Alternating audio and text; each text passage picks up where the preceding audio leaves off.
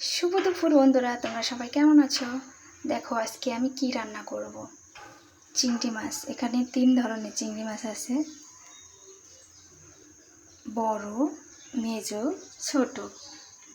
এই মাছ দিয়ে নারকেল দিয়ে সর্ষে বাটা দিয়ে আজকে ভাপা করব। এখানে আছে নারকেল, তারপরে আছে সর্ষে বাটা।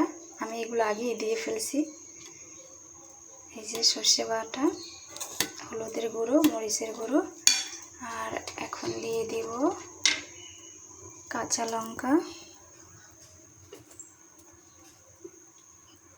তারপরে দিয়ে দিব একটু জিরের গুঁড়ো, ধনের গুঁড়ো, তারপরে দিয়ে দেব সর্ষের তেল। সর্ষের তেল একটু কম করে দেব, কারণ এটা অনেক ঝাঁঝ হবে, তাই একটু কম দেব। আর দিয়ে দেব একটু সাদা তেল।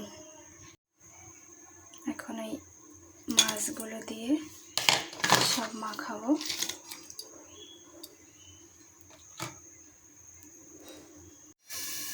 ভালোভাবে মাখিয়ে নিতেছি। এখন হালকা একটু জল দিয়ে বসিয়ে দেব।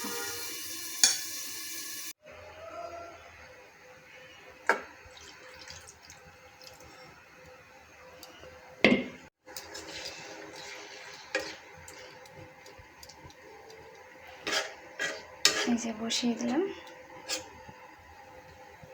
এখন শুধু একটু ঢাকা দিয়ে দিব, আস্তে আস্তে হইতে থাকবে।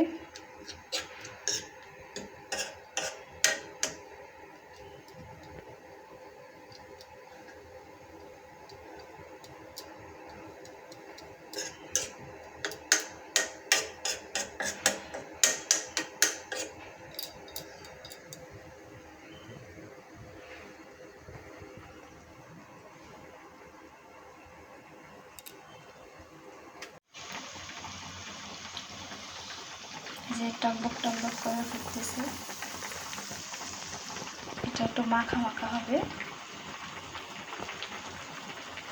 এই হয়ে আসলো, আর 5 মিনিট করলেই হয়ে যাবে।